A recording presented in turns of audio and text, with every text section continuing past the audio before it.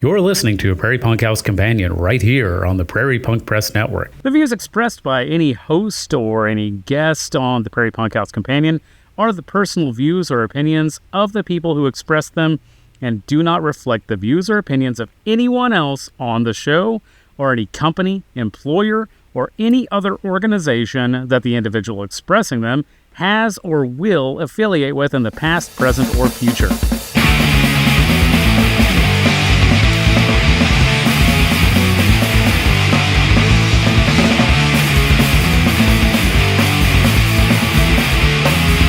Hi everybody, you're listening to Prairie Punk House Companion. We are now on episode 56, and we actually have surpassed our 2-year anniversary that we should have mentioned earlier this month, but we didn't do it because we're not very organized, I guess. But we are now past 2 years of doing this podcast, and as always, I am still one of your hosts, Neckbone.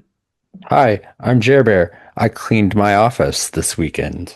It looks exactly the same to me. Well, it's not. Okay. I did not clean my office. That's all right. Yeah. So the reason we're just now mentioning 2 years is because the last episode was recorded in February before we hit 2 years because somebody had to be out of town. Yep. So we were forced by circumstance to stagger episodes. Also, It was really long, so... It was a really long episode. That actually really helped out. We got to chop it into 2 episodes and then just schedule a staggered release. And that really worked out because I had to go out of town for work again. So, and that's the second time we've done that because we did it with Mark Covino too, right? We did. Talking about movies and shit. Yeah, that one was not because I had to go to town for work, though. That was just because that was a really long interview, and I didn't want to chop it up to the point where it would have fit neatly into one episode because, just like Atmos Entropy, the conversation was too much good stuff. Too much good stuff, and I didn't want to chop it out. And thankfully, in this format, we don't have to. So we do what we want. That's right. Our episodes are all over the place in length, but I want to avoid those like 2 and 3 hour episodes because I don't know about our listeners, but sometimes I look at a podcast that I like, and if it says like 3 hours, like or a YouTube video, like I really, really like Jessie Ginger's YouTube videos. Because she talks about Star Trek and shit, and they're really, really she knows her shit. She knows her shit about Star Trek and looking at it through a critical lens, but goddamn, some of those videos are like 3.5 hours long, and it's like I don't know if I have time to watch a Lord of the Rings length YouTube video. I'll cut it up. I'll like watch a half an hour at a time or something like that. But I mean, I have a watch later playlist on YouTube that's got like 500 videos on it.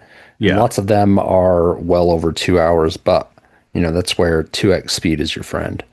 That's true. Yeah. Podcasts are even better because you can go up to 3x. YouTube limits you unless you pay for fucking YouTube subscription to 2x speed, but right. For like $80 a month or whatever it is. Yeah. Podcasts I listen to, depending on the content, I go up to 3x speed sometimes. Okay. Usually 2.5, but some stuff I go up to 3.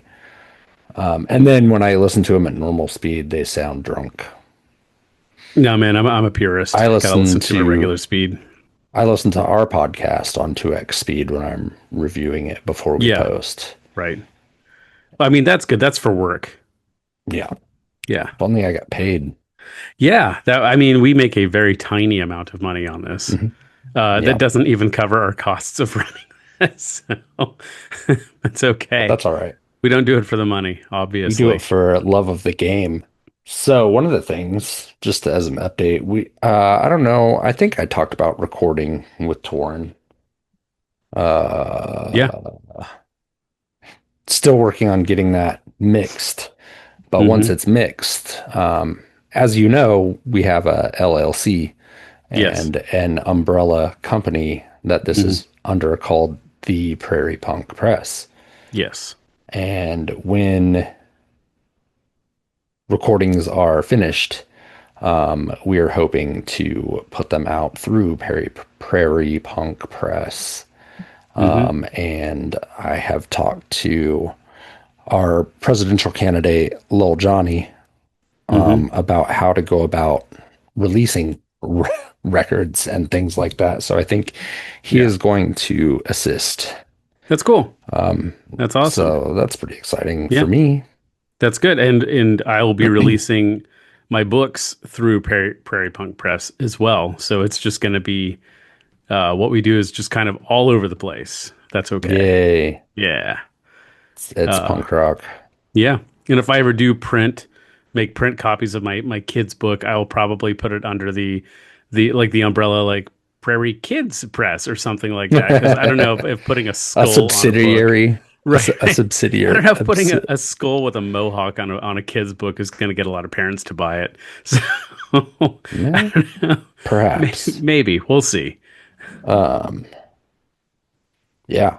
I rewatched Turn It Around, the Lookout Records documentary. I watched that again because I was bored and couldn't sleep.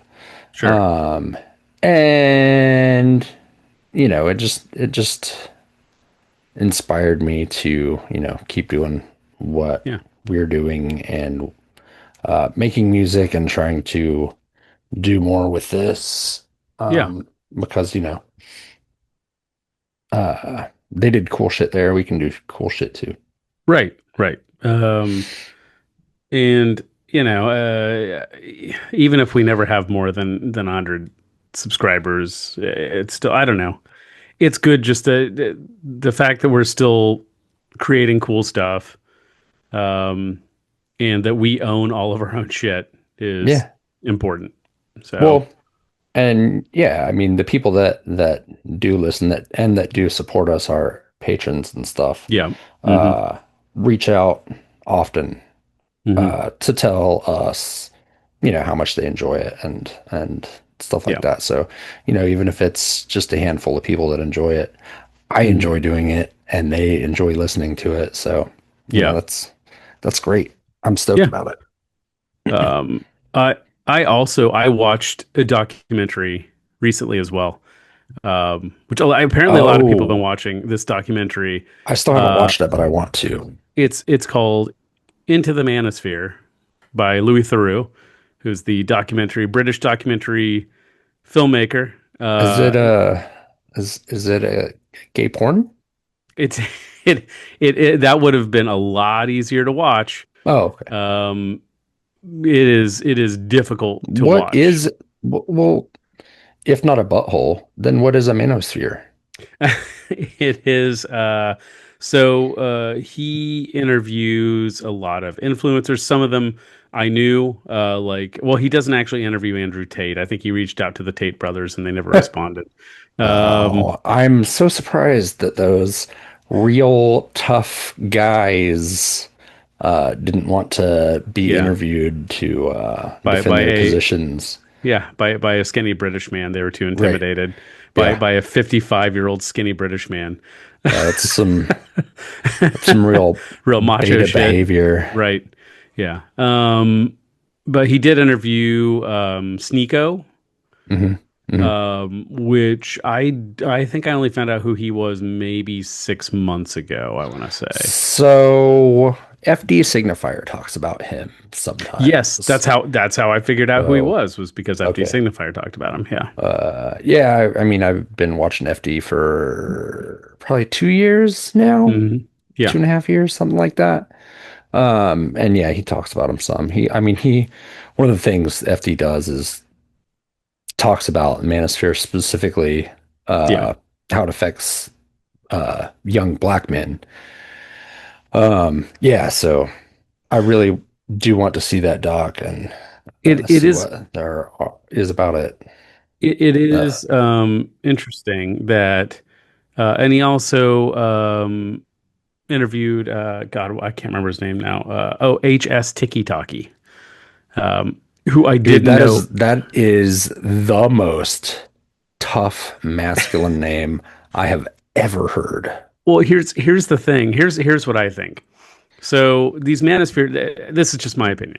These Manosphere dudes, they have names like Sneako and HStikkytokky, because Caligula. it gives them that plausible deniability of having these ridiculous playful names, Right. so they can distance themselves from their toxicity when they start to get critiqued on it. And you do see this. Their fans are always like, "Oh, he's just playing. He's a real jokester. Right. He's a Yeah, real yeah. prankster." I mean, his name's HStikkytokky. He's just joking around. But It's so whimsical. it's so whimsical, but he's still like the shit he's saying is still unbelievably toxic. And Yeah. even if he's joking, which I don't think he is, There's but plausible deniability. right. Let's say for a second he is joking though, but there are young men, and they make note of it in the documentary, of like some of these kids are like 13, 14 years old. These boys, they're listening to what these guys are saying. They're listening to they're clinging on to every word these guys are saying. These guys are their heroes.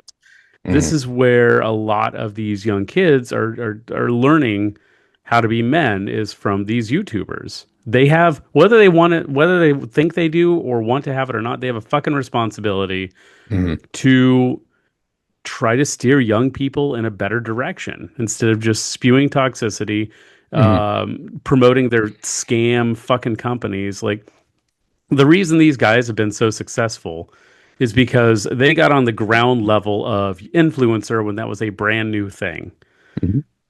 Subsequent generations of kids are not going to be able to do this same fucking thing. Well, no. Because it's a falsely inflated economy that's going to fucking burst.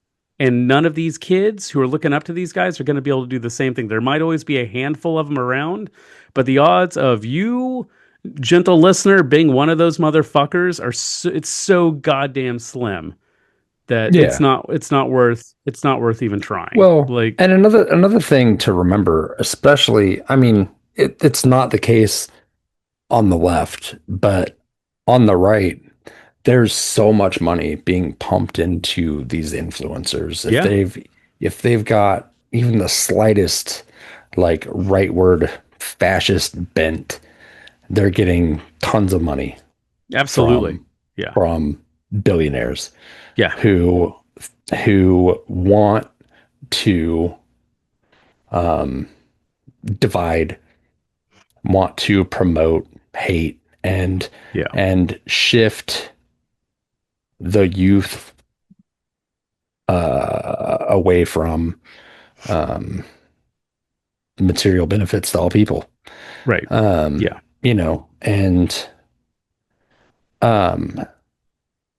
It's terrible. So I mean, I had some pretty toxic male role models when I was young.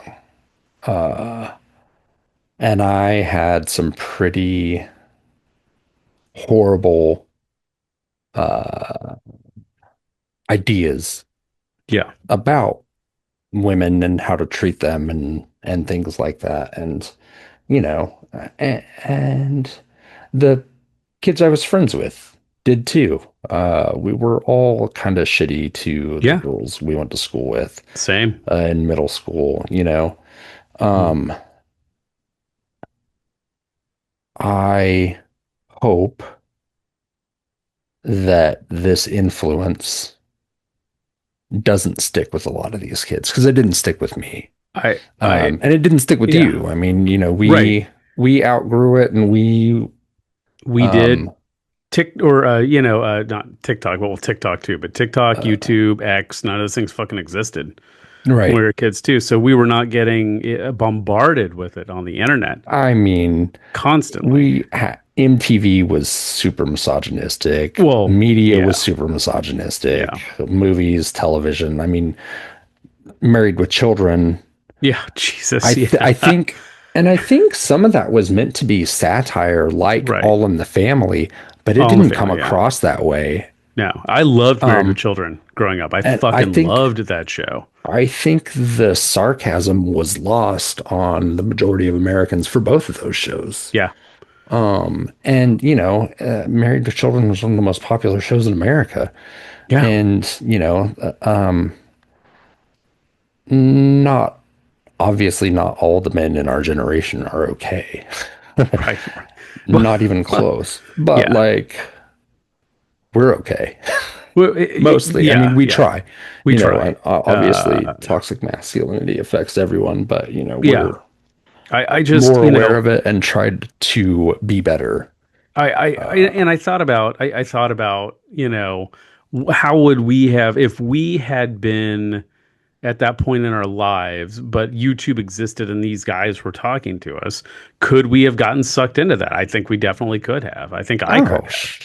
sure. Yeah. Like But yeah. uh, and I don't know. Maybe I'm just like looking back optimistically that, you know, I would have. I mean, it didn't stick with me. It didn't. It did with a But lot of people of it our did. generation. Our generation is one of the worst generations on the planet right Yeah. now. I think we're worse than the boomers now. It's I fucking I I stupid. met the right people Yeah. and I got into the right scene Yeah. to escape and get away from that bullshit. Hmm. And, you know, I don't know how easy that is or how accessible that is to people now. Yeah. I don't know. One But thing there's fucking chuds everywhere, so I don't know. I noticed It's weird. about these Manosphere guys, at least the ones in the documentary, the ones who he interviewed, because he went on the Fresh and Fit show too Yeah, in the yeah. documentary. Jesus Um, Christ. and one thing I noticed, with the exception of one of them, none of them were white, but they all Mm, promoted white supremacy. mm, Almost every single mm. one of them was a man of color, either black or mixed, like half black. Sneako's Filipino, I think. Like uh, none of them white, but they sure do promote white supremacy. Mm. It's Well, I mean, baffling. I would say that's where their funding comes from Yeah. is, you know, I mean, the right wing is racist and white supremacist, Well, and if they're it's funding them, one of the things in the documentary when Louis Theroux is talking to HStikkytokky, um, you know, he HStikkytokky had said that if he had a I son, can't fucking get over that. he said that if he had a son who was gay, he would disown him. And Louis Theroux says, "Well, isn't that homophobic?" And he goes, "No, I'm not homophobic. One of my mates is homophobic." And sorry, he's British. So for those of Hmm. you who don't know, mates in British English just means friends. Hmm. But he says, no, one of my mates is gay. And he goes, but it's homophobic to disown your child for being gay. And he goes, no, it isn't. So they don't even see it that way. And then he says Hmm. anti-Semitic stuff. Hmm. And there's a guy who is filming them from HStikkytokky's friend, filming them Hmm. for content Hmm. while Theroux's camera people are gathering footage for the documentary. So they're all Hmm. filming each other at the same time. Right. Yeah. Um, and the guy who's filming for HStikkytokky, he goes, no, I'm not anti-Semitic. He's Jewish. And the guy's like, yeah, I am Jewish. And then HStikkytokky goes on to say a bunch of anti-Semitic shit. And I'm just like, I'm sorry. All I can think of when I see stuff like that is fucking Samuel L. Jackson's character from Django. No, yeah. Like, of just like, Jesus fucking Christ, man. Like, you're letting him say that shit and you're filming it. And Yeah. that's your pal? Really? I just, You sure about that? yeah. I fucking hate Quentin Tarantino, by the Yeah. way. God, he's fucking terrible. But Yeah. yeah, man. I He's made mean, some great movies. I'm sorry, Jackie yeah. Brown's one of the best movies I've ever seen still. Do you know who Drama. What's that? Caligula is? Do you know who that is? Mm-mm. He's a Manosphere guy, and he's like a look smaxer. So Jeez. he smashes his jaw with the hammer to Uh-huh. create microfractures. So when it heals, he has a more manly jawline. Jesus But Christ. he said that he would not. He's very right wing. Of course, all those guys are. Yeah. But he said he would vote for Gavin Newsom over JD Vance because even though he aligns more with the fascist Republicans, because Gavin Newsom is more handsome, he would vote for him because of that. Because of that. And Nick Fuentes has basically said the same thing, that he would not vote for JD Vance because he is right. Well, Nick Fuentes is he's off the Trump train entirely. Yeah, he's got his own weird fascist thing going on right now. Yeah. I don't quite understand.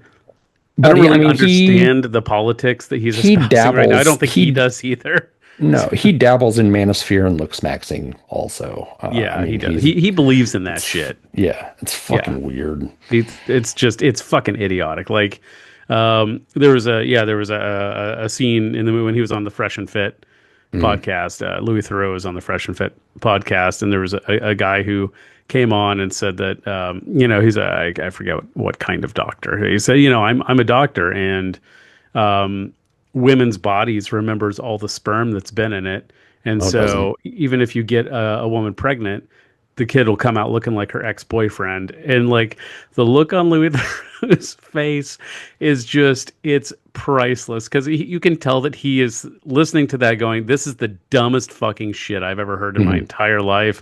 It's a good thing he was there, and I would have flipped a table if I'd heard that, because it is just so goddamn stupid that it demands a physical reaction, because it is just the dumbest fucking, that's almost as dumb as what's that bullshit science where they say water remembers particles and it will cure you, or whatever the King Charles believes in it. Homeopathy, that's right.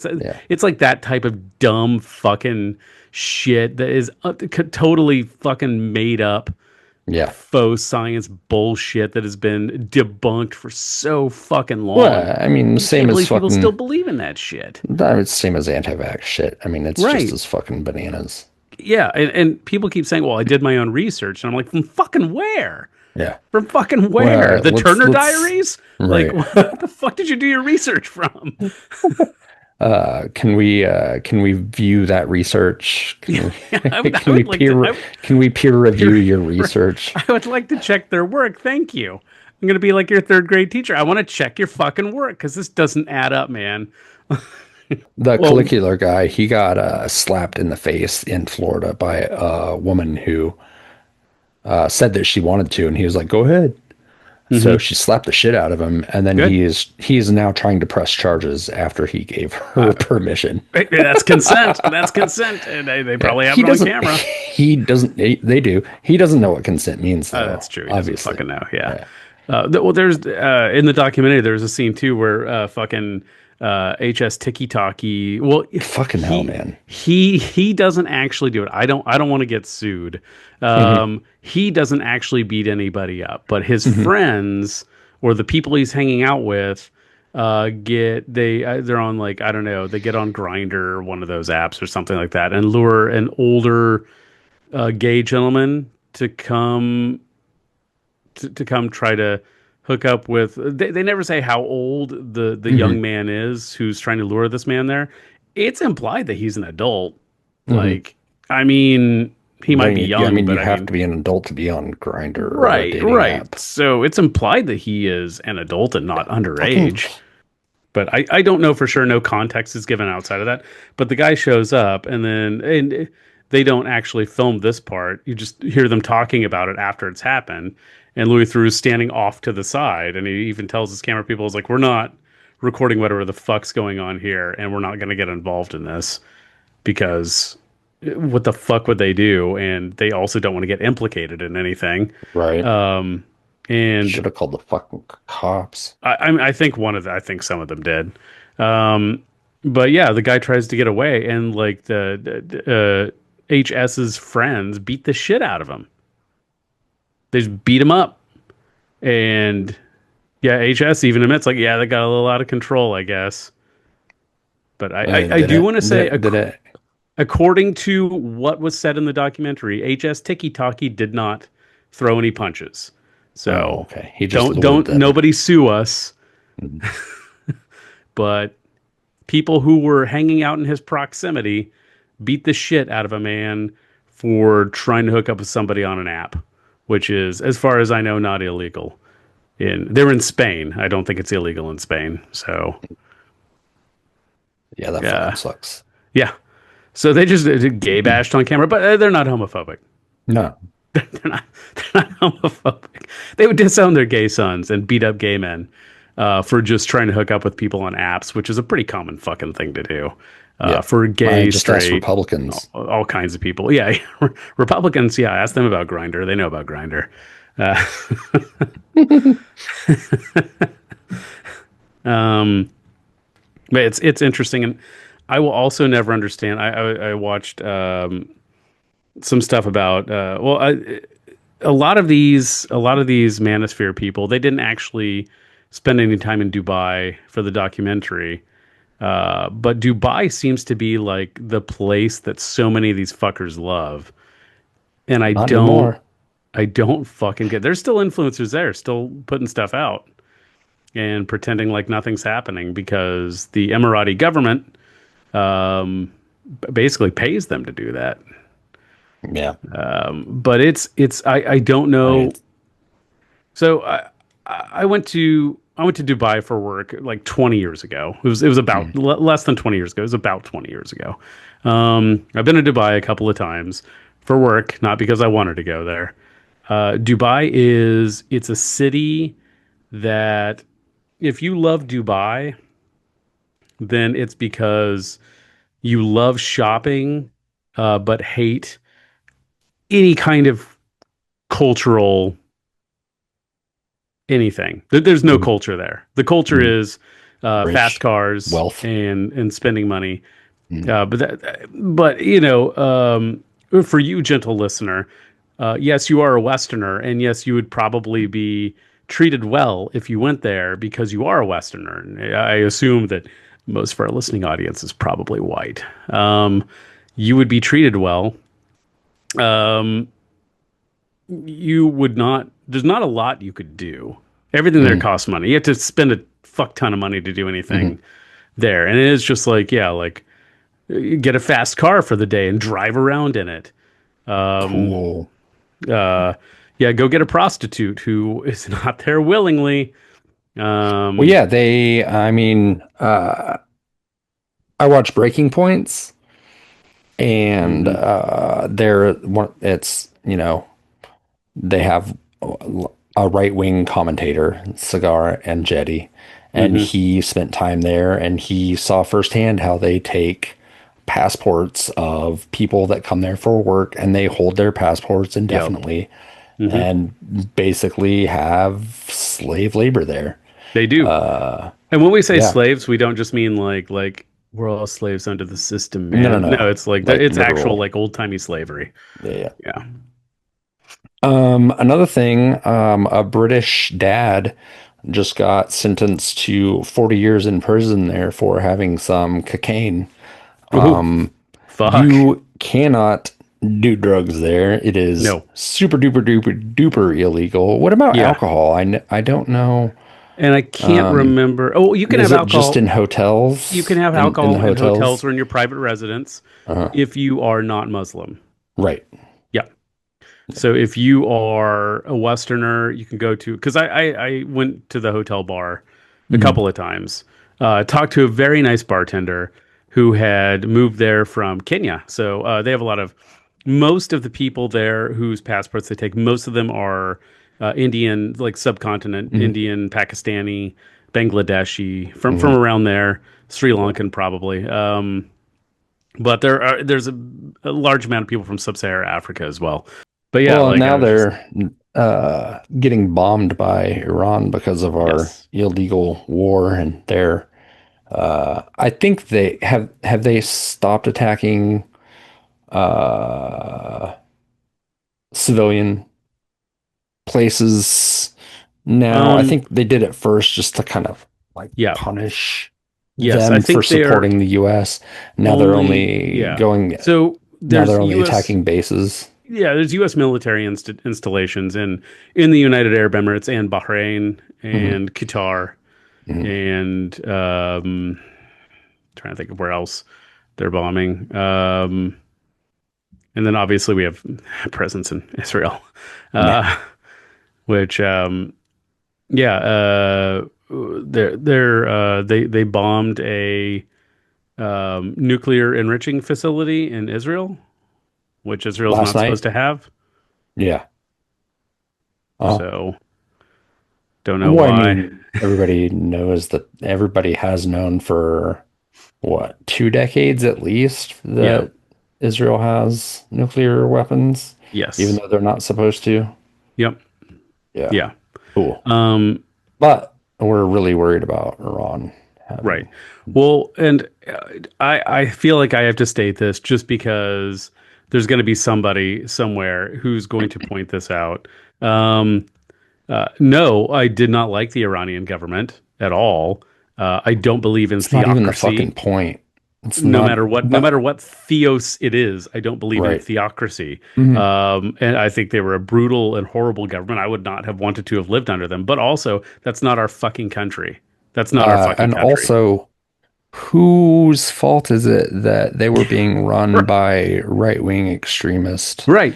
Right. Who put theocrats? the Shah in place in the first place that led to the fucking revolution? Because we didn't like that they elected a socialist leader. Right. So we fucking overthrew him, put the Shah in place. How dare they nationalize their own oil reserves? Right. Yeah. Cutting it on our That's our business, man. oil. So we It's put the our Shah in oil. place, and the Shah was an incredibly brutal dictator. Um, Not any better than the government that came after him.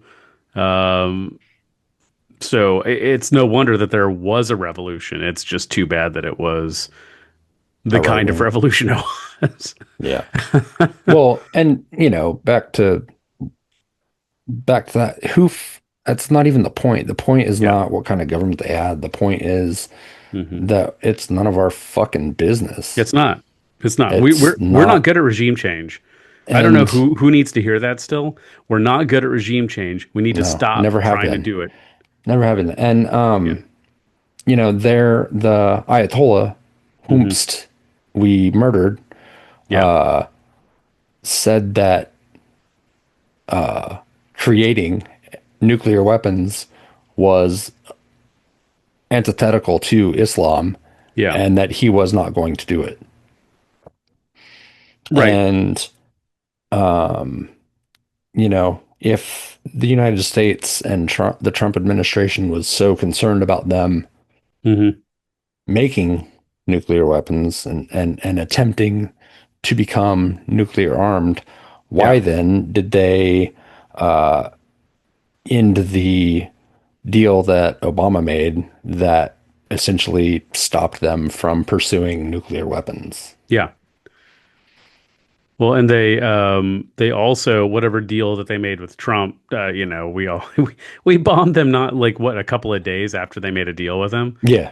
I mean, it Like was all a ruse. it was. It was a farce. Yeah. It's that's a And Trump tactic is get people to the negotiating mhm, table and then fuck them come over. to an agreement and then fuck them over. Yeah. Mhm. Like I don't know. I don't know how the fuck we still think we're the good guys. How the fuck does anyone think that we're the fucking good guys in this? That I doesn't don't make any know. sense. I don't know. And I mean, like, I fucking am a pacifist. I am a Hmm. conscientious objector. I hate all of this bullshit. But like the way Iran has responded to Israel and the United States aggression Hmm. is exactly what the Trump administration and Israel deserve. Yeah. Because they're not backing down. They're Nope. not coming to the negotiating table because every time that they did before, they got fucked over. So why would they trust Israel, Right. And Netanyahu or Trump Israel's again? already not They're honoring the ceasefire that they have no, with the they ne Palestinian they Authority. never So have. They never why the fucking fuck? have. Why the fuck would they honor the one with Iran? That like No, they already they know never that they're fucking not gonna. have. They know we're not gonna honor it. Right. Like, And then you've got Lizzie fucking Graham like spooging in his shorts over this yeah. war, saying he's been waiting for it for 40 Well, years. good. He can go to the front Fucking lines. disgusting. He can go Yeah, right to he the front should. lines, man. And every single death, not just American death, but all deaths, Hmm. including American deaths, Iranian Hmm. deaths, Emirati deaths, Bahraini deaths, Israeli deaths. All the deaths are on them. Yeah, Every single one of them all is that blood is on on their them. hands. Yeah. And I, so your governor, the big boy from Illinois, Yeah, JB. is attempting to run for president, I believe. Yes, And he's it seems already that way. trying to make some comments about stuff. Hmm. And I think that he is going to be a craven little shitbird like Yep. Obama was and not hold any of these motherfuckers accountable. He's not. Nope, he's not going to hold anybody accountable. Newsom wouldn't hold anybody accountable. Every one of Fucking these motherfuckers needs to be tried. right. None of these Fucking people Nuremberg trials for these fucking because it's monsters. right because it's there is class consciousness, but only at the top, and they're going to look out for That's the yeah. people in their fucking class. Yeah, that That's what it is. That's who they they're have fucking class loyal to. solidarity. They They have class do. solidarity. Right. That's what we need to build, but they're too. Yeah. Oh, fuck. So Dude, it's so JB, I'm so fucking frustrated. Gavin, they're gonna stick with their class and they're gonna let Hmm. them all off the fucking hook. Obama did it. Yep. Yeah, because Biden if did it. if they're held accountable, Yeah. then what happens when they commit a war crime, Right. which they fucking will, Right. Clinton because let the they're Reagan a president administration of the off the United hook. States. Yeah. Yeah, Look of at all the course they war did. crimes the Reagan administration committed. Well, Bill Clinton Clinton wanted didn't to do do war shit. crimes. He Yeah. wanted to do war He wanted to crimes, do so his why own would he war punish crimes. them? Right. Because he didn't want Bush to punish him when the Republicans got back in. So, but then Bush did his own war crimes. It's And then just, Obama did. yeah, it just keeps going. Yeah. It doesn't fucking matter. It is that meme of, when Republicans are in office and it shows a bomb, and when Hmm. Democrats are in office it shows a bomb, but there's a rainbow flag on top of it. Right. Yep. Like, yeah, okay, it's Yeah. the same shit Yeah. with better public affairs on the Democrat side. That's it. Yeah. I mean, the primaries that have happened so far give me some hope.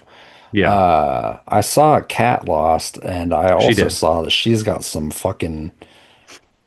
bullshit foreign policy stuff regarding fucking uh is it Taiwan? So I don't know if it's naivete, if it's just inexperience with Maybe she the just needs subject. I don't know, right. but man, that was a terrible fucking take. It was really disappointing. That that I don't think sucks. it cost her the election. I think No, no. fucking I don't think anybody is giving a fuck about that right now. yeah. Of all the things that I people are mean, giving a fuck about. I heard some people talk about her being a carpetbagger because she's new to the area Oh, yeah. I from don't the really East give a shit Coast. about that. Yeah. Yeah, I don't. Fucking care about I that. don't think most leftists would, but No. I just think that I just don't think it. I think it was her race to lose, and she did. Yeah. Um, Hmm. but I think that she has potential in the future if she could sort her Right. shit out Yeah. with her foreign policy stuff. Maybe But she's maybe fucking young, man. She's only she's 26. When I was she's only 26, I was 26. still passing out in gutters. So Right. Maybe I should volunteer to I don't know, do some like fucking advising and yeah, PR for her or something. Just be like, hey, you need if you're gonna be left, you need to lean into being left. yeah. Which I mean, I think she has good instincts. Yeah. I think that my assumption would be that she's just not knowledgeable enough on the subject Yeah. and sees, I don't know, Yeah. like maybe she sees it as like an American colonial project. Maybe. or something. Yeah. I don't really know. Yeah. Yeah, I don't know if you saw that. ICE agents are now at airports At the TSA. At the TSA. What could go wrong? What could Um, possibly go wrong with that? right. And thankfully, I mean, by the time this goes up, she'll be back. My wife is in Kansas City right now visiting family with Yeah. our son, and thank God she is taking Amtrak back Oh, okay.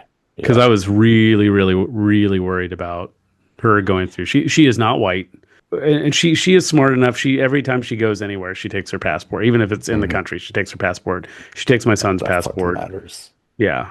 That fucking matters. But Right. yeah. Yeah. Well, and on top of that, 3 to 4 hour waits Yeah. at security, Right. Mm-hmm. because TSA agents have quit because they've been treated like shit. Right. And as federal employees, they're not allowed to strike. They're not. So, Yep. Not allowed to strike. Technically, their federal workers can have unions, but they're pretty powerless. right. Honestly, like there's not much they can do because wages are set based on like pay grade and time in, so you can't really negotiate for better because they're just set on a It federal just level. is what it is. Yeah, right. Yeah. And they can't. I mean, the days off are the days they get off. The vacation leave is the same as any other federal employee. Yeah. So I mean, I don't really. Basically the unions are just there to file grievances when there's a grievance, and that's pretty much all they're there to do. They can't really do much else. They don't really have any power anyway. Was it Reagan who took away the right of federal employees to strike? I think it was Reagan. I think it was Reagan. Seems Yeah. right. I bet Johnny would know. Yeah, Johnny would know. Yeah. Johnny, let us know if it was. Well, if it was not Reagan, then I know chime in. Reagan fired all of the air traffic controllers when they were on strike. Yep. It caused fucking chaos. Brilliant. What a great president. Yeah. Second only to Trump. And that's who the Republicans like bring out when even the Republicans who don't like Trump. Anytime they're like, well, we've had great presidents before, like Reagan. I'm like, you sure you want to use him as an example? Well, Sure? Democrats now are basically fucking Reaganites. It's fucking They are. pathetic. Clinton was. Clinton and Obama. Who got bailed out when the banks failed? Was it mortgage holders or was it homeowners Yeah. that got bailed out? No homeowners or students or anybody like that has ever been bailed out. The bailouts are only You're for right. the capitalist class. Car manufacturers, banks, Yeah. landlords. Mm-hmm. Yeah. The capitalist class. Yeah. Yeah. You're They're right. the only ones who get bailouts and welfare. And boy, do they get a lot of welfare. Walmart's the biggest welfare recipient, and then probably oil companies. Yep. And then arms manufacturers. It is strange though that we have access to information that we didn't have when we were growing up. Like I feel like maybe it was just me. I knew something was wrong and I didn't like consumerism and stuff like that. But like there was a lot of stuff I just couldn't quite put my finger on because this is before you could just look Google stuff up on something. the computer. Yeah, you couldn't just like Google shit and get information. That wasn't a thing you could do. You had to learn things. You had to read the A to Z Encyclopedia Britannica or something like that to get. Dude, I used to love looking at encyclopedias. I read. We had an Encyclopedia Britannica, A through Z, at my house, and I read that thing cover to cover, we did too. like every single volume. World Book Encyclopedia. Yep. We had the set. There were like 24 us fucking books of like we had the whole set, and then we also had the yearly updates for like 5 years because they would put out an update because things change. Shit changes in a year. Yeah. I still fall down Wikipedia holes. Oh yeah, often. for sure. Yeah. Yeah. Yeah. Same thing. It's made me insanely good at trivia nights. So I mean, That's good. basically, with Wikipedia and a smartphone, we basically have the Hitchhiker's Guide to the Galaxy We do. Yeah. on us at all Uh, times. Yeah. so I feel like anymore, there's no excuse to not know some basic things. And I can't believe, and maybe they are. I can't believe though that people in general aren't more enraged by the way the world is set up. With the information that we have and world Mhm. leaders and capitalists just openly admitting now, like, yeah, I'm gonna fuck you over. I Yeah, don't I care. mean, I I don't give a think fuck about you. that's one of the greatest tricks that the capitalist class has done is Hmm. convinced the working class that they're capitalists. Yeah, Like, right. motherfucker, if you don't have capital, you're not a capitalist. Nope. You're being exploited. Yes. Yeah. If you're a worker, you're being exploited. Yeah. You're not a fucking capitalist. Yeah. You're a You fucking you are serf. yeah, you are the peasant class who is arguing that we should have a king. Hmm. It doesn't make any sense. Right. You I you you mean, it's you call yourself a monarchist and you are a peasant. That's basically like being a worker and arguing for capitalism. well, I mean, I don't see any difference now between feudalism and the current That capitalist system. I it's mean, just been we just rebranded. traded feudal lords for CEOs. Yeah. I mean, The it's the CEOs same fucking thing. and the CEOs have more power than the I mean, the nation state is dying. Hmm. Nation states will be gone in the next 200 years. Hmm. Gone. Um, and the next thing we're going to move on to is like these technocracies. Like Oh yeah, basically like think about the world that the Alien franchise Shadowrun. has set up. Where just If anybody is companies, a bigger nerd than Nick and knows what Shadowrun is, that's what we're talking about. yeah, like companies just running different regions Hmm. however the fuck they want. And the cops are, the corporate security, and everybody there has to work for the company. I mean, there's a reason. Even the 1979 Alien, Ridley Scott set that up when they keep referring to the company, Yeah. which became Hmm. Wayland Yutani. Like Right. that's what the fuck they're talking about. That's what we're moving toward. Yep. Blade Runner. These companies are now more powerful than the government. The government is Oh yeah. there just as it's there. It's To allow the corporations to right. get away with their crimes. Our presidents are figureheads for the Mhm. corporations. That's all they Yeah. are. Mhm. I mean, the people who get nominated for, Secretary of State, Secretary of Defense, or War, as we're calling it now, which is, I hate to admit, probably a pretty accurate rebrand, even though I do think it's stupid. Mhm. Um, it definitely is not the Department of Defense. It is the Department of War, if you want to be Mhm. accurate, because Yeah. I we're just mean, going around starting wars. Like, they're we're not defending anything. they're at least honest about that part. Right, right. What the fuck are we defending? We're not defending They shit. can't pass a fucking audit. We don't know Right. where 60% of the money goes, but No they idea. are indeed the Department of War. Yes. So I Correct. will give Pete Hegseth that, and only that, is that he's accurate in the renaming of his department.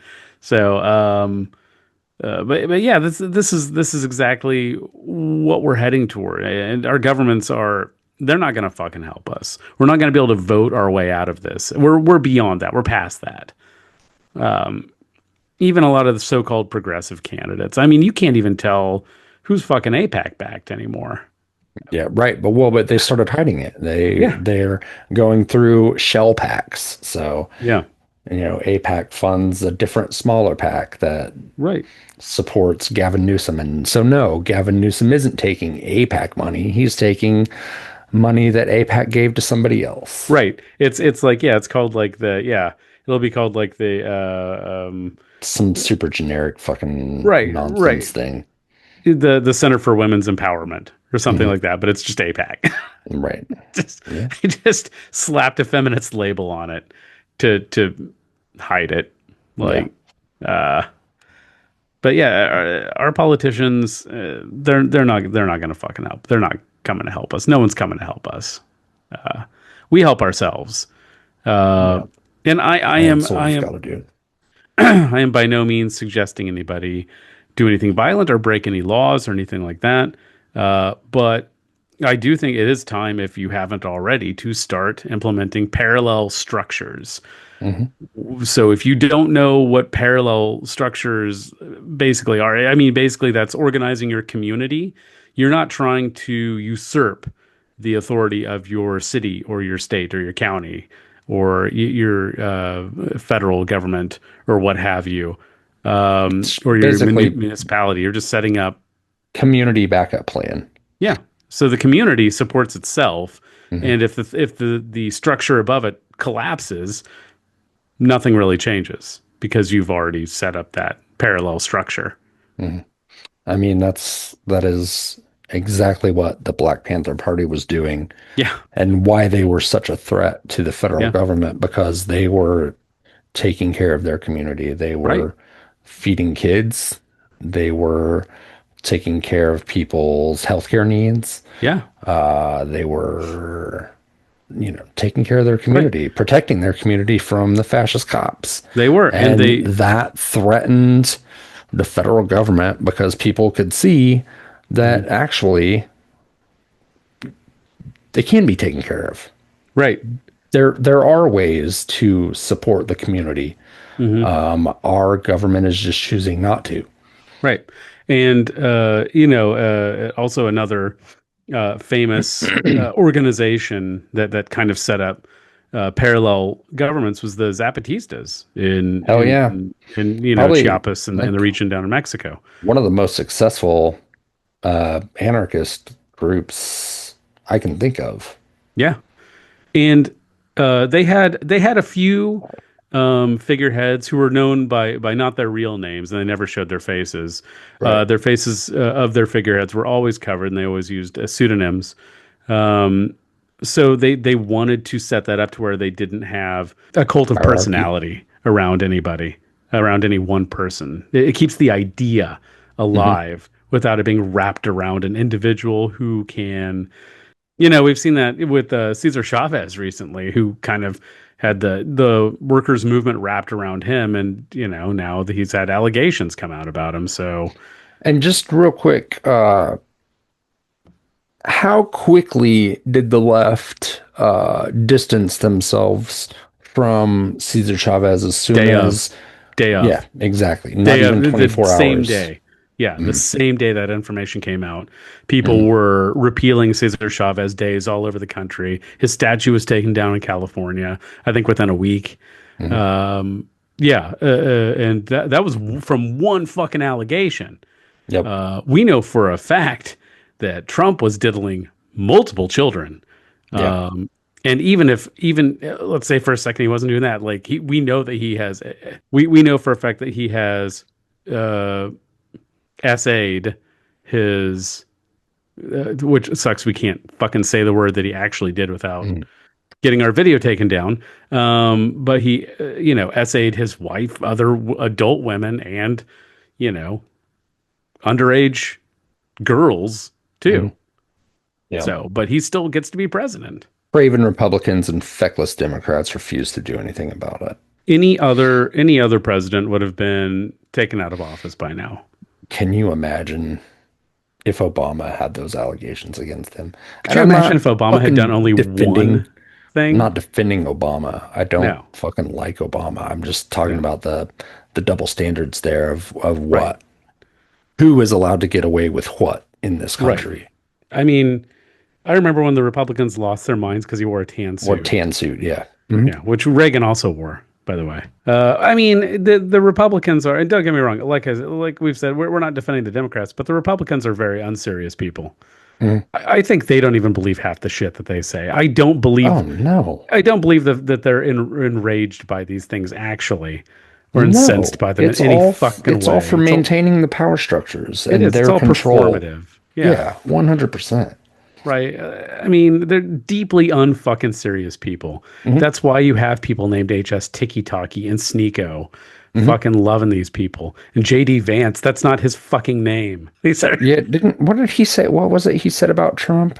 what, Vance? Before he was his VP, something about him basically being a Nazi.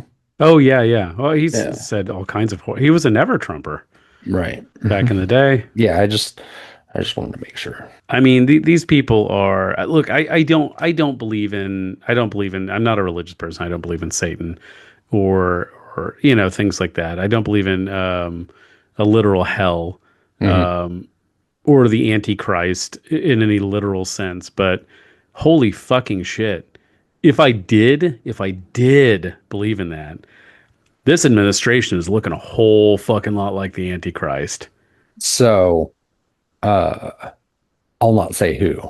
Hmm. Someone I'm very close to thinks, irrespective of religious belief or Hmm. not, thinks that they're legitimately Satanists and trying to bring about the end times for the Antichrist. I mean, you don't have to be a Satanist to try to bring about the end times. You can be an evangelical Christian and be trying Well, to bring about the end times. the conundrum there Hmm. is that as a Christian, you wouldn't want to bring it about. Yeah. When it happens, you rejoice or whatever because the end times are here, but you don't make it happen. Right. Like that's It's fucking something evil. that happens. That Yeah. is fucking evil. That's what the Antichrist does. Yeah. So, the fact that Lindsey Graham is cheering this on and trying to make it happen, the fact that Mike Huckabee says that he, wants Yeah. Israel to take over the whole Middle East to bring about Armageddon, Yeah. this person is like, it, maybe, maybe they believe this and are Satanists and are trying to bring back or Yeah. trying to bring about the Antichrist. Well, it's a self-fulfilling prophecy. Yeah. They believe it so much that they're going to make it happen, and then they Mhm. can go, see, it See? happened. And Yeah. it's like What? it'd be like if I was like I can tell the future. Mhm. I can predict the future, and Mhm. I know that you're going to get punched, Mhm. and then I punch you. Right. Yeah. I mean, that's totally how Polymarket is working right now. Did you hear Hmm. about like people betting on what color of dildos are going to be thrown into hockey rinks? Yeah. And then people would throw them and make $500,000. An anonymous Polymarket bettor Hmm. made $500,000 when we bombed Iran. Yeah. And you know that the Trumps are making money off this shit. Oh, fuck yeah. I mean, yeah, they're betting on 100%. Polymarket, and Yeah. they'll just tell their dad, be like, "This is what we want to happen," so we can. Yeah. Of And course. he doesn't give a shit, or he just tells them what he's planning on doing, and then they place the bet before he does it. Whatever. Hmm. Yeah, they're absolutely. I mean, there's. I remember. Do you remember when we were kids and we were younger, thinking that adults had shit all figured out and knew how to run the world? Hmm. I feel really stupid forever thinking that, even as a child, because Hmm. these are all deeply unserious, fucking idiotic, fucking Buffoons. buffoons. Yeah. I mean, this is they're not even trying to hide it anymore. They're not even trying to pretend like they're some sort of sophisticant or something. Mhm. Like they Right. just Yeah. they just No, don't they're fucking give a shit anymore. they're anti-sophistication. They're Right. anti-intellectual. They're anti-curiosity. Right. Well, that's why whenever, I mean, even in, I know we keep going back to it, but Louis Theroux's documentary, when he's talking to Sneako and HStikkytokky and Fresh and Fit and stuff, when they don't know something, and he'll bring facts to the table, and he'll go, well, Mhm. actually, he'll ask a question based on some facts, and it's just like, why even bother? Why even bother Yeah. knowing the facts? Because they genuinely Don't do care. not want to know. They don't care. Their Mhm. worldview is set up to basically just be wrapped around them being rich and getting whatever they want. And anything that contradicts that is they're just going to throw that information right out the window. It doesn't fucking matter. And they're all, for the most part, there was one, I think one of the guys who was like maybe in his late 30s or early 40s, but for the most part, these guys were young. And I remember like noting that as a lot of these guys who think this way, they are young. They don't have that life experience. When the more experience you get in your life, the more you do, feel things like, empathy as you've encountered more and more people in your life. And you start to get nostalgic for people that you don't see anymore, and for just the way that your life used to be once upon a time, and you start to feel those pangs of emotion of just getting older and having more experiences. And you look at like HStikkytokky is 23, I think, or at least at the time of recording the documentary, it was 23. And you just think like, you don't fucking know anything, and this isn't going to last. Your bubble's going to burst eventually. And when it does, and your money goes and your looks go and your age goes, like, those women aren't going to stick around.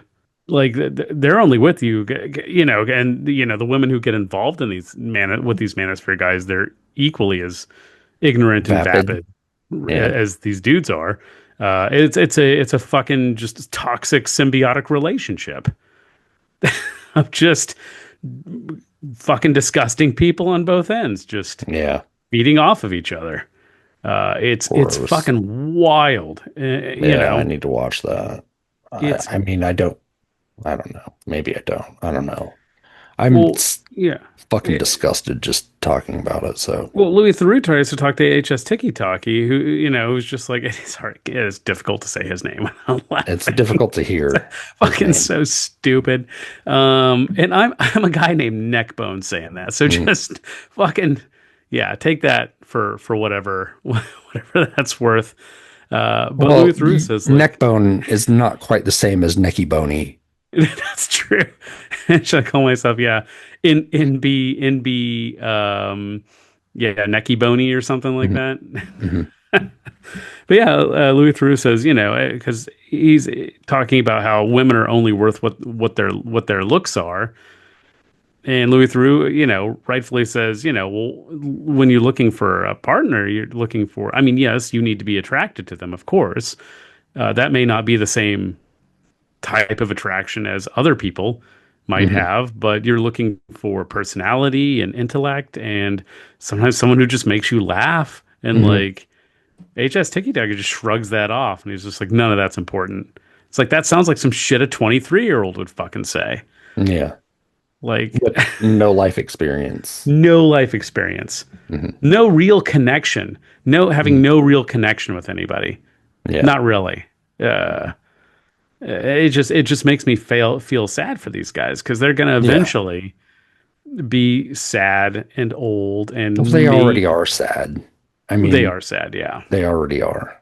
I mean, that's part of this is they're deeply unhappy and self-conscious about themselves. None of them had male role models. None of them had male role models. No one. All of their dads left when they were young, and I don't know, and I'm not a therapist, but they seem to blame their moms for their dads leaving. That seems to be where their hatred for women comes from. Like, they're like, oh, my mom was weak or wasn't giving my dad what he wanted, and that's why he left, or some shit like that. Like, I'm sure that's the reason. It seems like, it seems like they're blaming their moms for the fact that their dads left. And they've had little boys, no male role models, which is why they're stuck they're in the bodies of grown men with the mind of a fucking child and the way a child thinks. Like, I have a 5-year-old who thinks like that. If the world revolves around me, I want what I want, and I want it when I want it. That's how fucking 5-year-olds think. Yeah. And, a lot of them are in what they call one-way monogamous relationships. Their girlfriends have to be monogamous to them, but then go fuck whoever they want. Right. And the women seem to be okay with that. I mean, I doubt they adhere to that. Well, I mean, fucking Fresh and Fit's fucking girlfriend left him in the middle of recording the Yeah. fucking documentary. Yeah. Like she was in one scene and then like she was just gone and they revealed that she'd left him. It's like, Yeah. fuck, of course she did. Like, Uh, why'd she stick like around? nobody, nobody who is self-assured Hmm. or secure in who they are, or even has an inkling of Hmm. contentment or happiness would act that way. Right.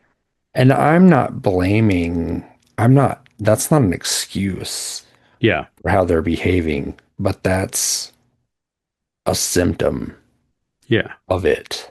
Right. Like, There. and I mean, I don't have an answer for it.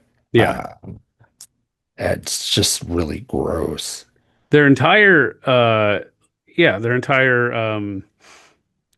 influencer content creator ecosystem is just based around anger, hatred, and disgust. Disgust Mhm. is the biggest one.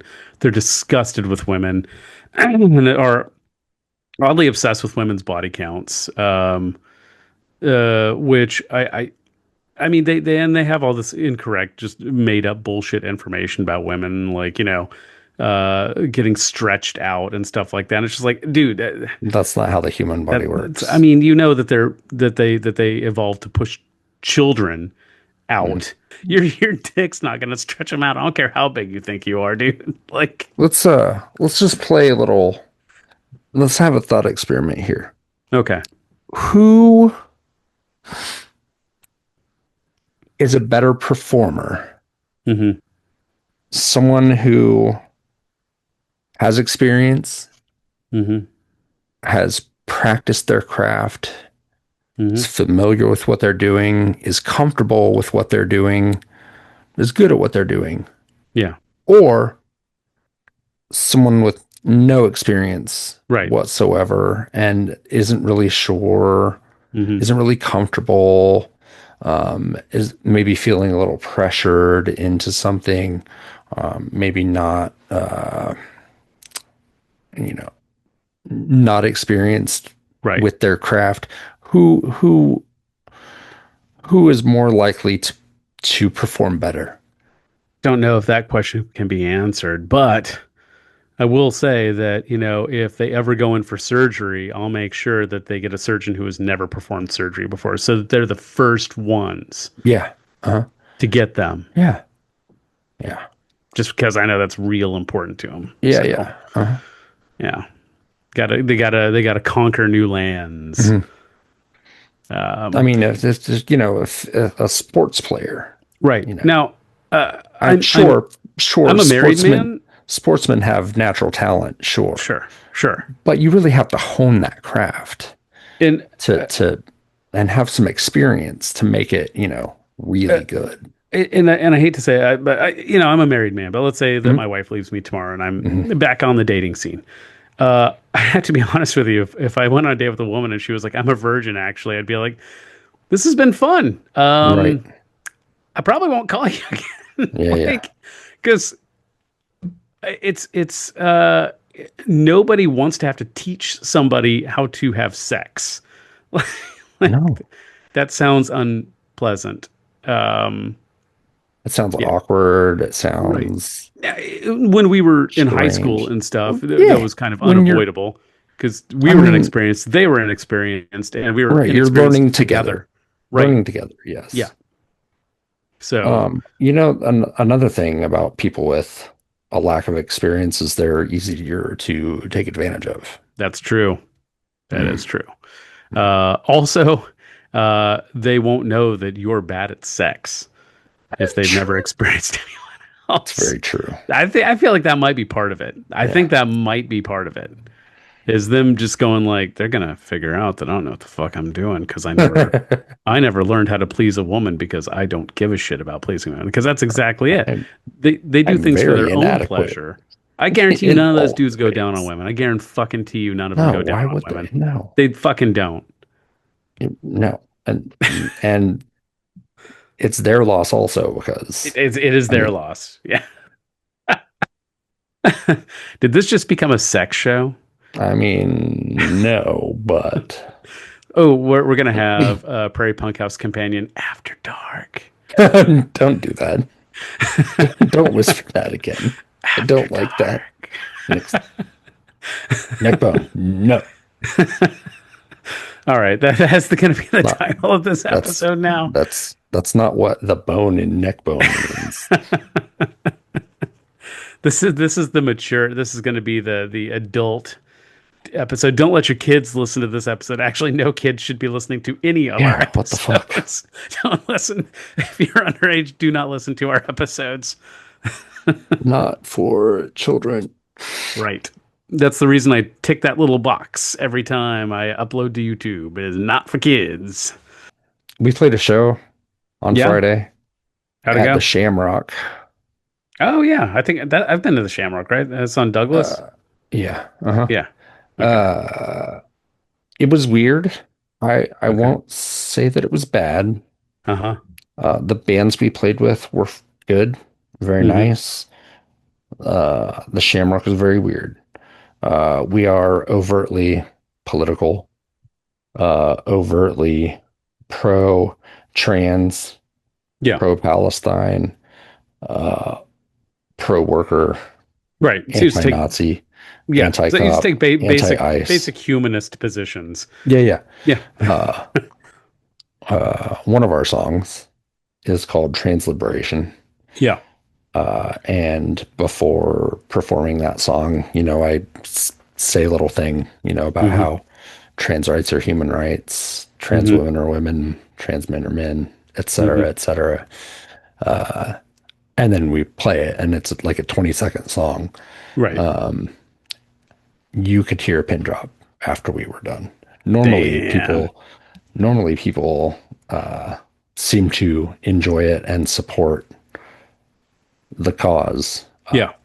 Silence. It was very strange. Is Shamrock a conservative bar? Yeah. Oh, I actually didn't know that. So. Okay. I think the only time I went there with you. Yeah. Well, it was when your old band was playing, though. Yeah, we used to play there every Monday night. Yeah, I remember. Yeah. I came to town and I saw you guys play there. Yeah. Many years ago. Yeah. Well, the last time I played there was 2008. That was the very last show that I played before joining this band. Yeah. Fuck, you're old as shit. Yeah, I know, dude. So are you. I'm younger than you. Barely. By like 3 months. 3 months, yeah. And for our Kansas City friends, we'll be playing at Skate Bar on May 1st with They Watch Us From the Moon. Great name. And 20 Watt Tombstone. Cool. And that should be fun. They Watch Us From the Moon is a doom metal band that is sci-fi themed, and they rule. One of their singers, Shane, is hopefully going to be a guest on the podcast soon. Yeah. He hooked us up with Midwest Doom Coalition, and we've got a couple of shows through them booked, which is fucking rad. And that's cool. Hopefully that will bring some more bands to Wichita as well. So yeah, very good. Cool. Yeah, we'll have him on the show, but I mean, I'll just be trying to talk about sci-fi with him the whole time. So yeah, he'd probably be into that. Sweet. And their keyboard player could be our friend Alex's older brother. Oh yeah, they just look like him, or they look very similar. They act. They have similar mannerisms. I would like to. I don't know if this is possible. I would like to start developing like comics or graphic novels with somebody. I don't know if there are any illustrators out there, comic book artists. Nicole is awfully busy, but yeah, she is super busy. But also she works with other people too. So I don't know, maybe she can give us a recommendation if she doesn't have the time. This would unfortunately be a type of situation where we would be collaborating on something. And if there are any profits, we would obviously split them fairly. But I would not be able to offer any money up front. This would be a passion project. So, but yeah, there's a couple of graphic novels / comics that I've been developing storylines for that I would like to work on that would just work so much better as graphic novels or comics and not as much as like a novel. So I'm really good at the writing, not so good at the art. Yeah. Oh, well.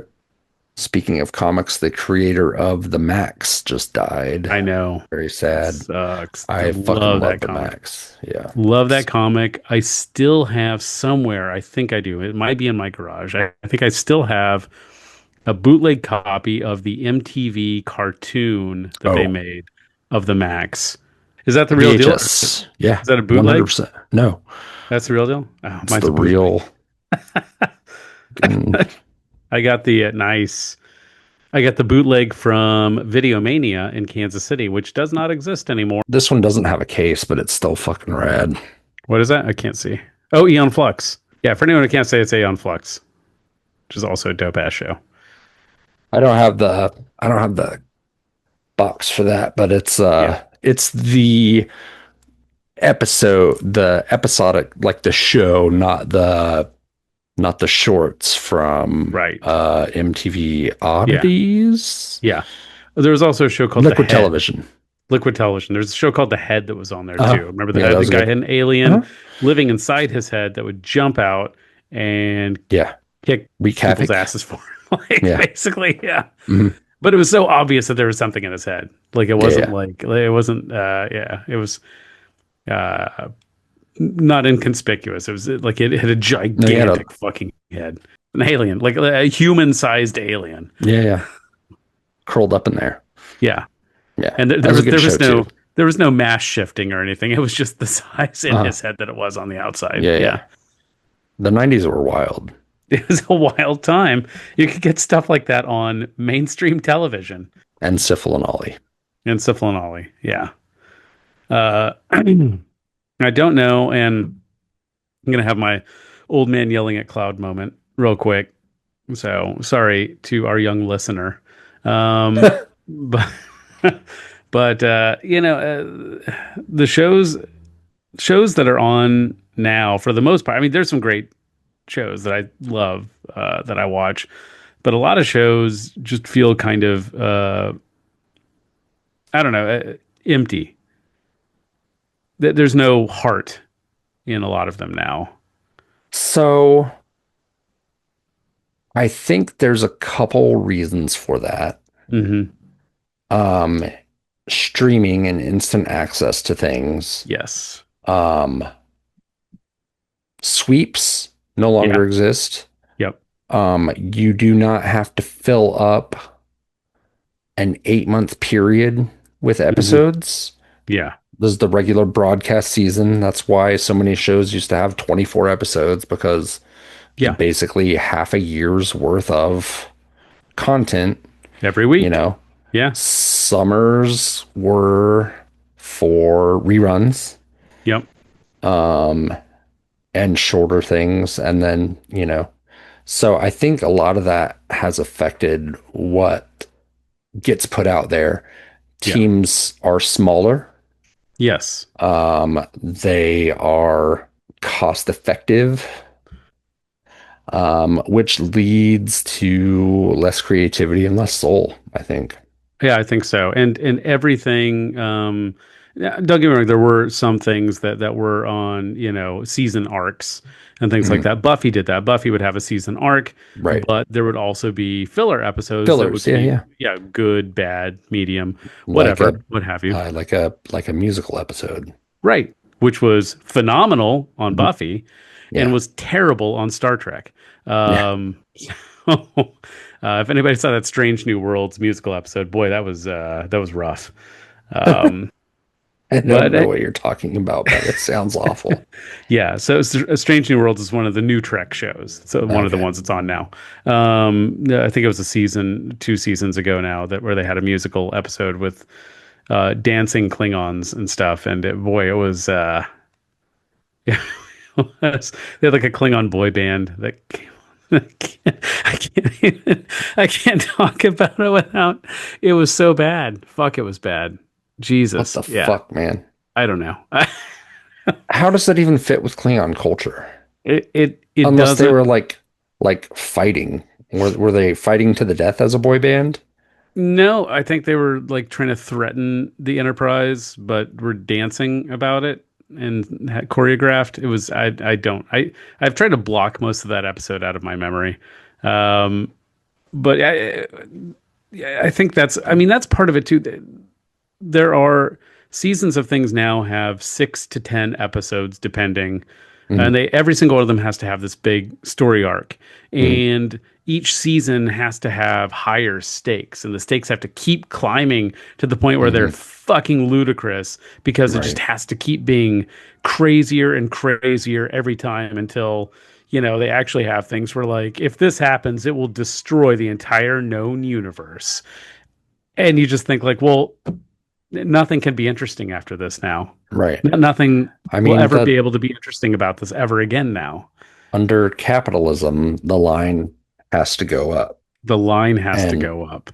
and And when you you have know, 24 episodes in a season, it's like, gradual. right, you might have a few bad episodes here and Mhm. there, but that's okay because the season was pretty good overall. You had Right, a few right. stinkers, but that's okay. You can have, in a 24 episode season, you can have 6 or 7 bad episodes, and the whole Yeah. season overall is still pretty good. Hmm.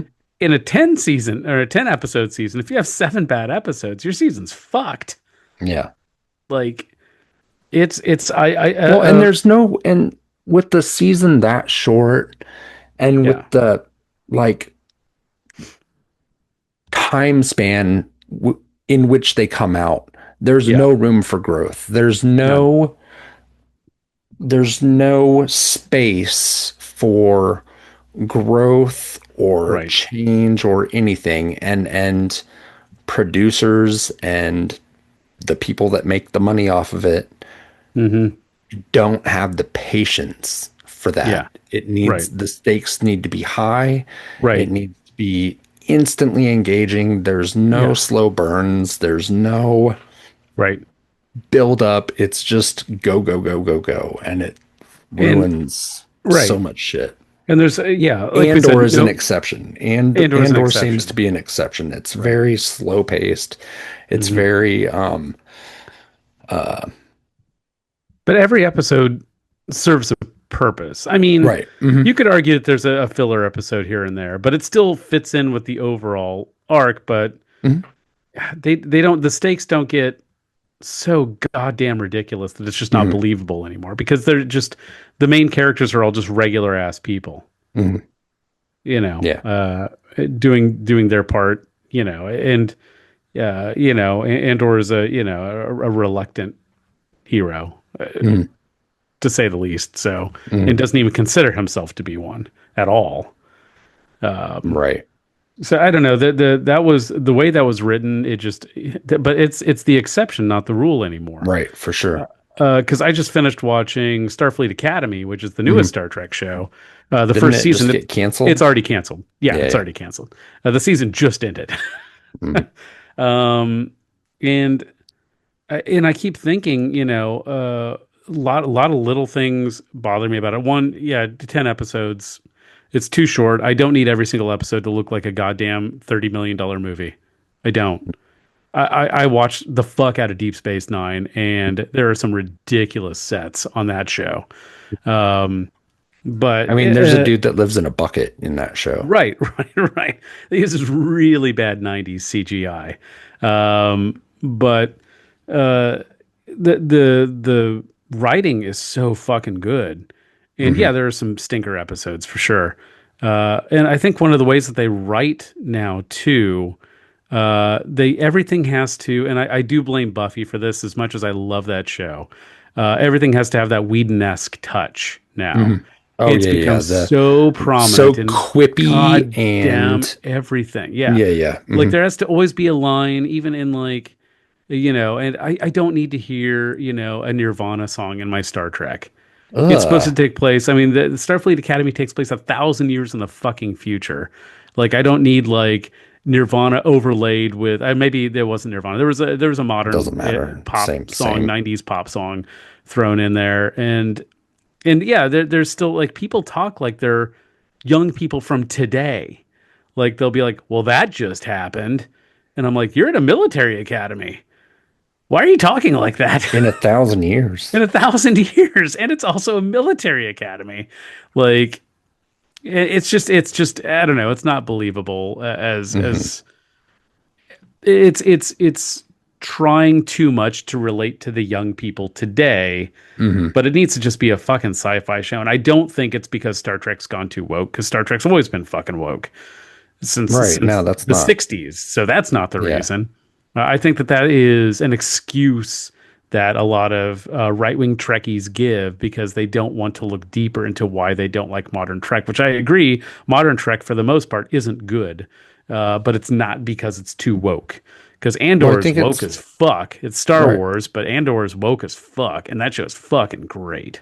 Yeah. Why? I mean, I think it just doesn't have the time and space that it needs to breathe and grow. Yeah. And because, I mean, think back to the first season of Buffy, dude. It sucked. The first season was not great. It was rough. There's some really, really, really good moments. There's some really high highs in season 1 of Buffy, but it didn't pick up its stride until halfway through season 2. Right. I didn't start watching until season 3. Season 3 is the first season I watched. Oh, okay. And I'm glad that I didn't start watching until season 3, because if I'd started watching in season 1, I never would have stuck with it. Right. I mean, I started in season 4 and then went when back we were in and Kansas rewatched. City. Yeah. Went back and rewatched season 1. I think we rented it from Dylan's. Yep. And, you know, I watched season 1 and you were like, stick with it. It's not great, but just stick with it. Yeah. And, you know, so, and shows aren't given that space or time to grow their beard. To figure out the identity of the show, even. Like, it takes time. It does.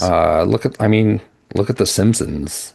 Yeah. You know, the first couple seasons of The Simpsons were fucking terrible. Yeah. I mean, terrible is a little bit hyperbolic, but they were good. But it took them 5 seasons to really become the powerhouse that it became. And I would say that it, you know, we were talking before the episode about how at this point it's been bad longer than it was good. Yeah. Because it was really only good for like 10, 11, 12 years, maybe.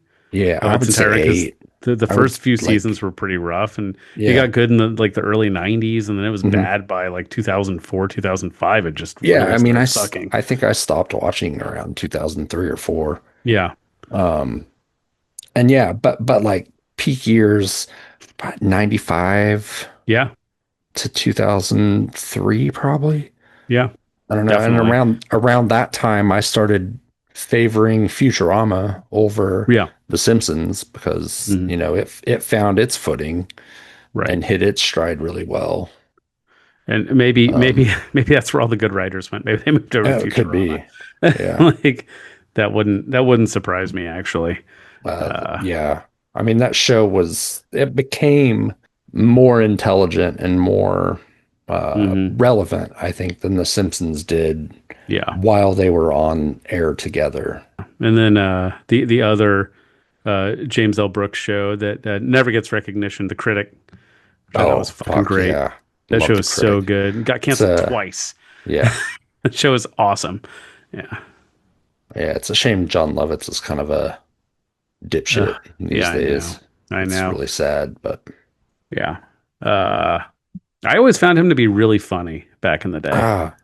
Yeah. Yeah. And he not playing a straight man, but playing like a weirdo's attempt at a straight man, maybe.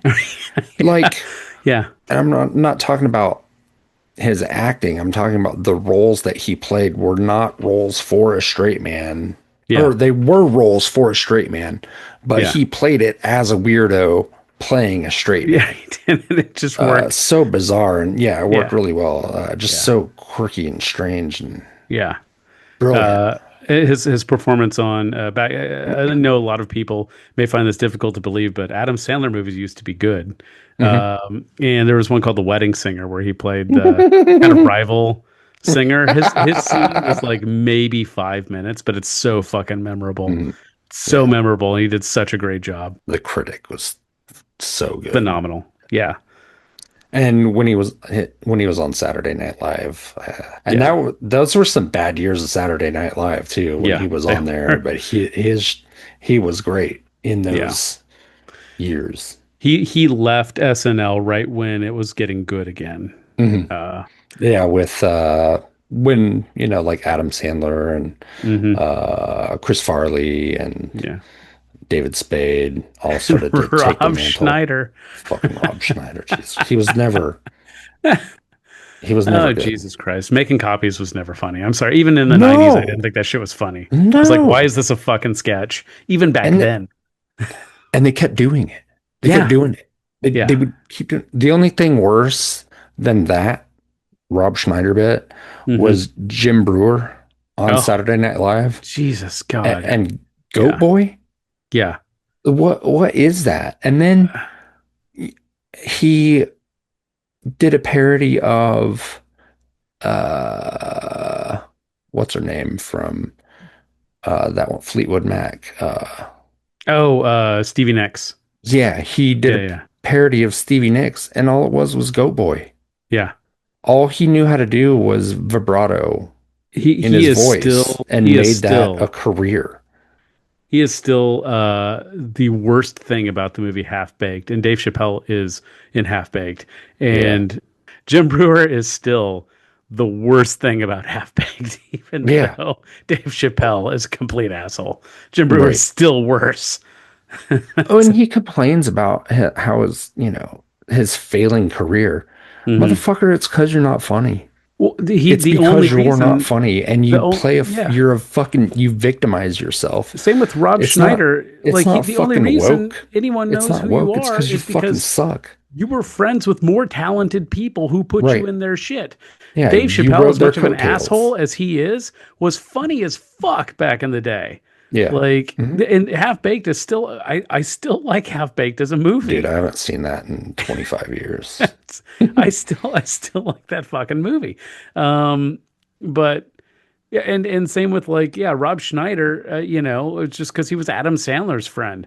The only reason that you were in shit is because you were friends with more talented people. That's it. That's all you had going for you. Right. Just be glad you got to ride those coattails while you could. Yeah. That's more than most of us get, man. For real. Stop complaining. Yeah. Just ride the residuals and shut the fuck up. Jesus Christ.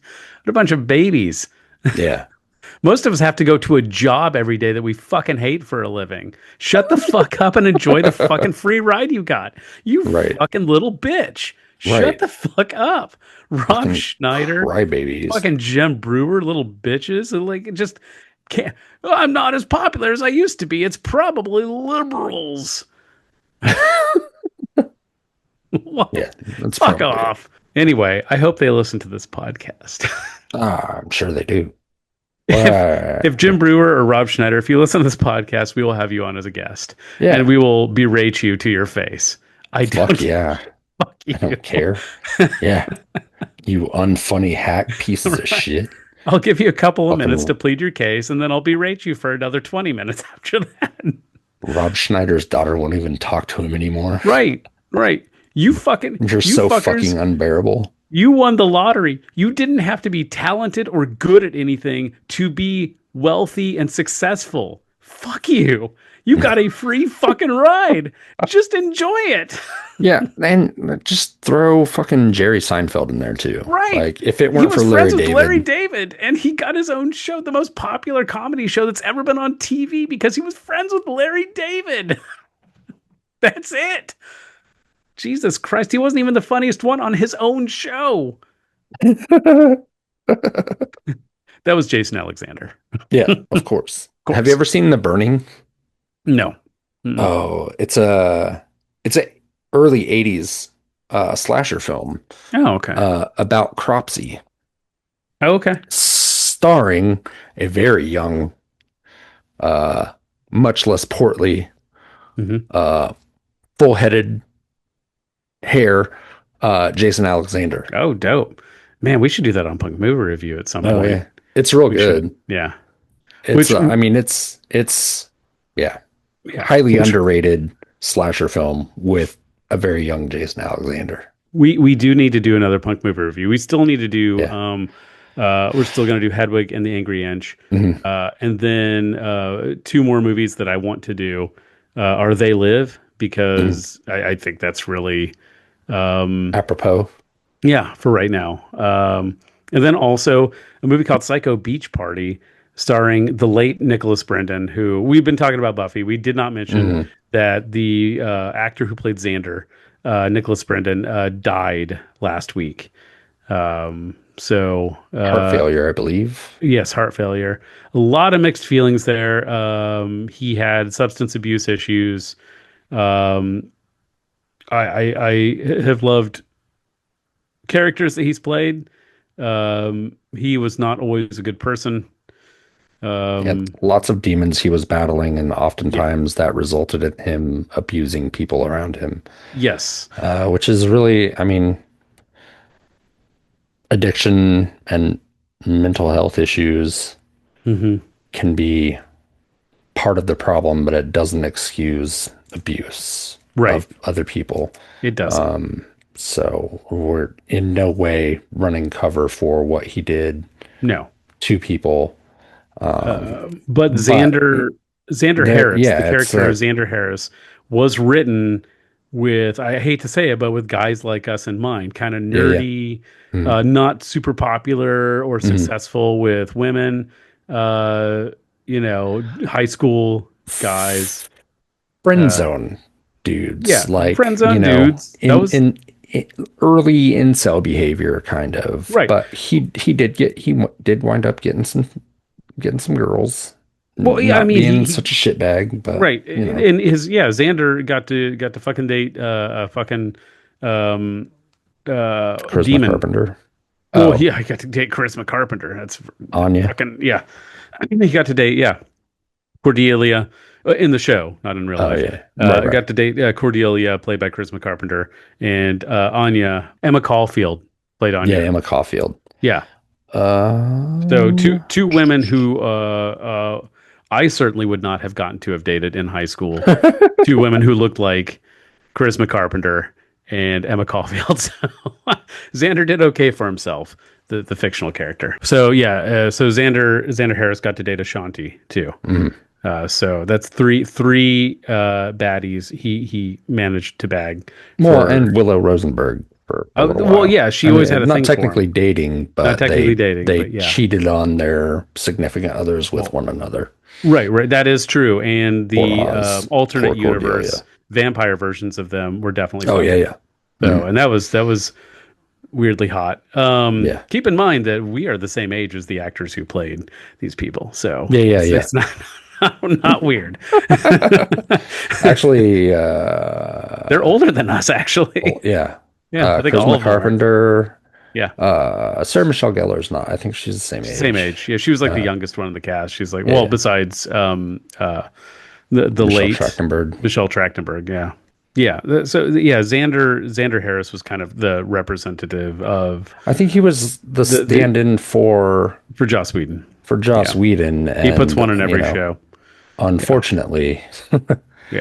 All the toxicity that comes with that, and in the early 2000s, in our late teens and early 20s, there was there was some of that in I would say most young men. Oh, absolutely. There, but for the grace of the gods go I. Of course, Wash in Firefly was stand-in for him, which is it's interesting. Alan Tudyk, who played Wash, Hoban Washburn, in Firefly, he's always his stand-in always gets to date these and be married to these total baddies in the show. Because if you remember, Wash was married to Zoe, who was played by Gina Torres, who's a smoking hot badass. Yeah. Like, She was also the demon god in season 4 of yes. Angel, That's who right. had a maggot face. Yeah. Wild. Yeah. Man, this last bit has been super nerdy. We have veered so far off our original political topic. Everything is politics, neckbone. Our podcast is whatever the fuck we want it to be. You can't tell us what to do. We're anarchists. Right. Yeah. We might still implement our idea of having a Star Trek versus Star Wars movie marathon at some point. I'm not. Dude, so I tried 13 movies each. Oh, fuck. I tried to watch A New Hope. Yeah. And fell asleep. God damn, dude. Don't say that. I tried to watch Phantom Menace. Oh, I mean, asleep. Well, there you go. There's your problem. I mean, in my defense, I was really tired. So, I had a friend who she went to go see Phantom of the Opera live musical here in Chicago, and I kept calling it Phantom of the Menace, and it was genuine. It wasn't me fucking with her. I was actually doing it on accident. I was like, oh, how was Phantom of the Menace? Have you read any Star Trek novelizations? I have not. Okay. I know that makes me a bad Trekkie. I have so many Star Wars books. Yes. I used to have all the Star Wars comic books, the Marvel ones. Oh, yeah. Yeah. Oh, nice. Yeah. No, I'm the High Republic books are really good. Yeah, we'll check them out. There's some Star Trek books I need to check out too. I'm also reading the Darth Bane trilogy where the Rule of Two comes into effect. Are you familiar with the Rule of Two? Oh, yeah. For so it's Sith Lords. Yeah, they There's consolidate. a master and apprentice. There's only ever two. Yeah, so they can consolidate all that power into just two people. Yeah, I'll check them out. I need to do. I do need to check out Star Trek and Star Wars novelizations. Yeah. Some are pretty good. Yeah, I might skip the Star Trek ones written by Shatner. I've not heard good things about those. It's okay. Are they written in his dialect? I think so. I think they have to be. Are there just? Is it just full of ellipses? So yeah, I think that's it for us. So go check out our website, www.prairiepunkpress.com. That has all of our links and all of our shit on it. Go see Sabocat in Kansas City at where in Kansas City are you playing? Skate bar. Where's that? I don't know. Okay. Google it, people. I mean, if you live in Kansas City, you know where it is. Yeah. I don't know. Okay. Yeah. Is it? It's in Westport, isn't it? Somewhere in Westport? I think so. Okay. So go see. I want to say Pennsylvania or something. I don't know. Oh, okay. Sure. Oh, okay. Over I'll by there. look it up. All right. So yeah, go see Sabocat. What's the date? May 1st.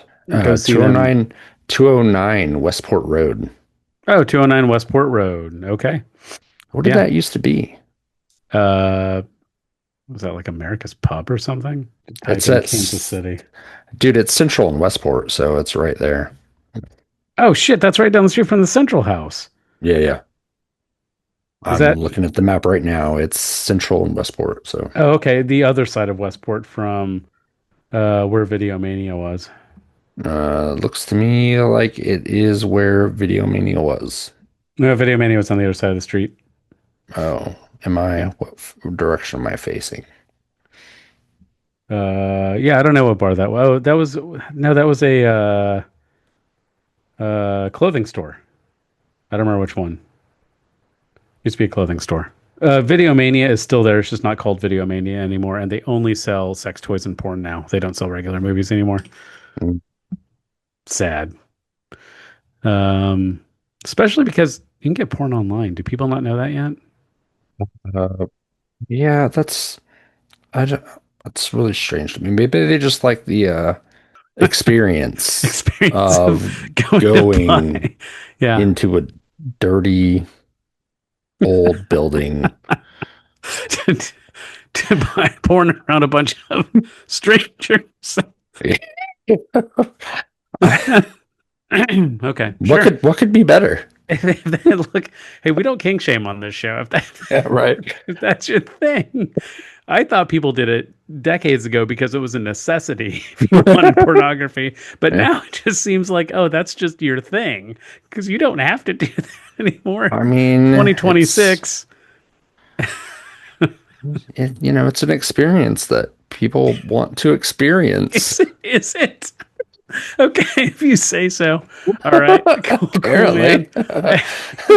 No kink shame here. If that's what you like, do your thing. As long as everybody involved is consenting. It's an experience that you can still have. This filthy old building and look at naked people fucking on the back of a DVD cover around a bunch of strangers. Do they still have arcades in there? Maybe. I can't remember the last time I went into a porn store. Dude, I probably lived in Kansas City. Yeah, I think the last time I went into a porn store was when I fucking worked in one.